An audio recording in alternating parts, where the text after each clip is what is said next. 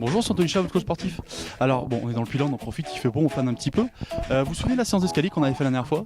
Et ben l'objectif ça va être de varier ce qu'on fait, parce que je vous rappelle que varier l'entraînement c'est très important. Donc on va travailler notre puissance, le cardiovasculaire et les appuis, toujours, mais d'une autre manière, parce qu'on doit varier notre entraînement. Aujourd'hui c'est de la course de côte, je vais vous montrer, venez. Pourquoi j'ai choisi cette montée particulièrement? Parce que du coup là elle fait à peu près 25 mètres. Mais vous avez d'autres lacets au-dessus, donc vous pouvez faire 25, 50, 75, 100, 150. Bref, en fonction de votre entraînement et ce que vous voulez travailler, vous pouvez faire les distances que vous voulez. Et ça c'est pas de partout qu'on peut le faire.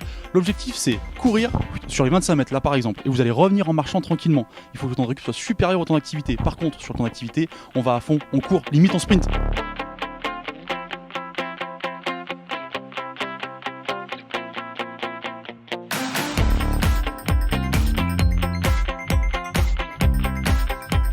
Du coup, faire ce travail-là, c'est important pour la qualité des pieds. Qualité de pied, ça veut dire quoi? Ça veut dire que quand on a les pieds musclés, dans les montées, là, on est toujours sur la pointe des pieds. Donc, du coup, on va rendre plus facilement et on va se projeter vers l'avant plus facilement.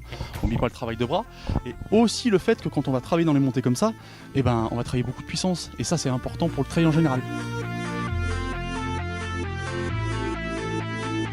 Quand vous faites un travail en côte comme ça, essayez d'accentuer le travail latéral. Sur les marches d'escalier, on va aller droit.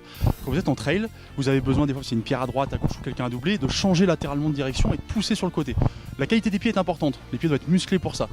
On a fait la pliométrie déjà. Bah, ça sert à ça sert à l'explosivité. Voilà, c'est un travail complet et différent de ce qu'on fait d'habitude.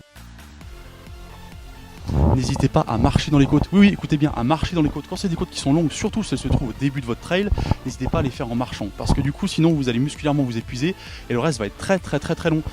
Les gens, ils marchent dans les montées, c'est pas pour rien non plus. D'accord? Voilà, c'était le dernier petit conseil de Perform Coach. On n'oublie pas, Facebook, YouTube, Instagram. À bientôt les amis!